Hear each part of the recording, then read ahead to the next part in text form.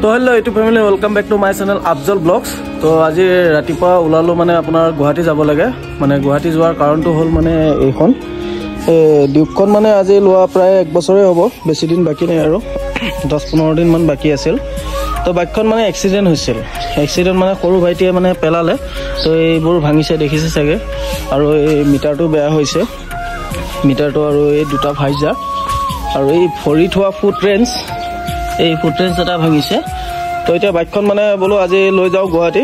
ইয়াততো আমাৰ মৰিগাঁও টাউনততো আৰু মানে ডিলাৰ নাই, মৰিগাঁও টাউনত মানে ডিলাৰ নাই।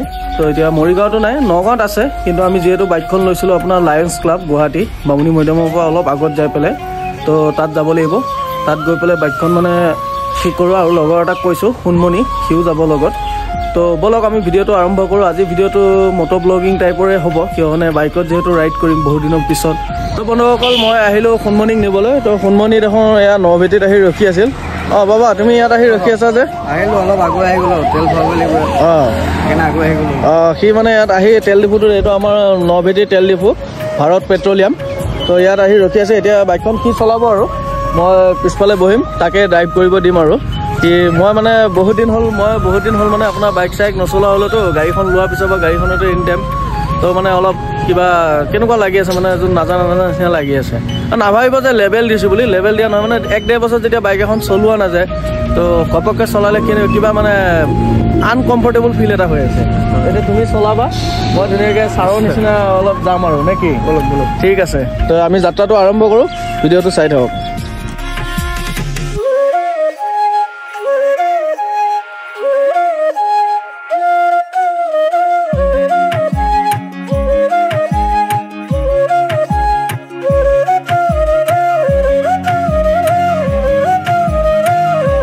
ফাইনেলি বন্ধুসকল আমি মায়েং পাৰ হ'লোঁ। মায়েং পাৰ হৈ পেলাই বঢ়িয়া লোকেশ্যন এটা পালোঁ। আপোনাৰ পাহাৰ চাহাৰ আছে আৰু প্লাছ সোণমণি ক'লে অলপ ৰেষ্ট লওঁ ন, তাৰ ড্ৰাইভ কৰোঁতে তাৰ ভাগৰ লাগিছে বোলে। তো সেইটো কাৰণে অলপ ৰেষ্ট ল'লোঁ, কঁকাল চোকাল বিষাইছে। তো এতিয়া জেগাখিনি এনেই বেয়া লগা নাই, বঢ়িয়া লাগিছে। এইফালে মাকৈ খেতি আছে, জুম কৰি দেখাই আছোঁ বাৰু আপোনালোকক, চাওক।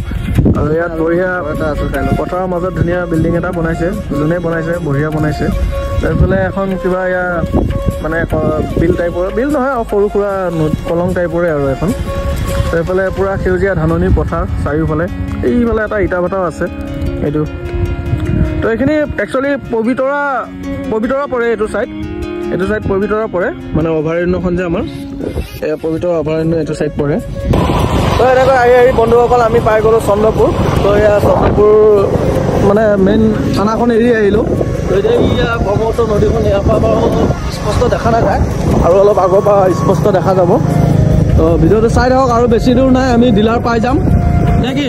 অশান্তি লাগিছে নেকি? আৰু ডিলাৰ পাবলৈ বেছি দূৰ নাই। তো ভিডিঅ'টো চাই থাকক। ডিলাৰত গৈ কি কৰিব লাগে কাম গোটেইখিনি দেখুৱাই আছোঁ, চাই থাকক ভিডিঅ'টো।